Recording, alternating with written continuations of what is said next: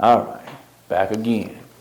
Now this time we're going to talk about debt collectors and them making it so that you're uncomfortable at your own damn house.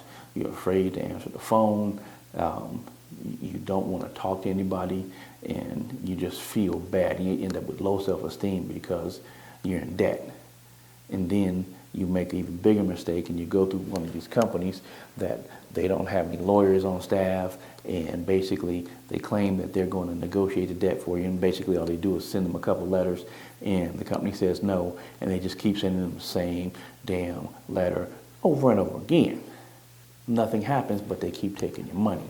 And as you're not paying the bills, your credit is going down and down and down, and now all these different creditors you owe. Now, there are two laws, the Fair Debt Collection Practices Act and the Telephone Consumer Protection Act, which makes it so that there are rules and regulations to calling you, like they can't use the automated, dialing systems. And once you revoke their ability to call you, which you have to do, then they can't call anymore, because then if they do, they're liable for $500, maybe even $1,500 per call, based upon whether it's willful or not. So if it's extremely willful, then it may be up to $1,500 per call.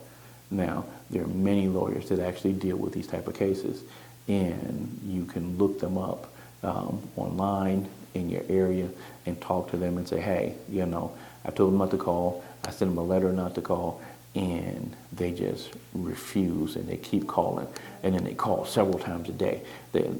That's what will happen. Then they lie to you and say, oh, well, some of them even tell you that, oh, I'm in court now, so you need to basically send me this money, because otherwise once I get back from court, then it's, you're going to owe a lot more, or we're going to take you to court. This person is not even a damn paralegal. They just work there. They're a debt collector. So they're lying to you. All right? Doesn't mean that all of them are lying, but most of them do. They will tell you anything in order to get that money because they get a piece of it. It's different for every company. However, that's how they get bonuses and how they get paid. All right? They need to be able to get this money from you. And for the most part, this debt has been purchased for pennies. When I say pennies, 5, 10 cents on the dollar, because the company didn't believe that they were ever going to be able to collect on it. Now, one of the things is that quite often, if you actually go through a lawyer, the lawyer will look it up and see that, hey, the statute of limitations has run, so therefore there is no legal action they can take on this debt anymore. So to the extent that they then try to call you or send you a letter threatening to take you to court, that violates the Fair Debt Collection Practices Act, because they're lying. And they don't get a chance to lie to you and tell you and threaten you with court if they can't take you to court. Okay? So that's the reason why you go. You get a lawyer, okay, and make sure that you can get this off of your back. It doesn't mean that you're not going to have to pay anything, but it does mean that you will be able to answer your phone knowing that it's no longer debt collectors once you actually go to the lawyer and he or she tells them, no, you can't contact that person anymore. You need to contact me.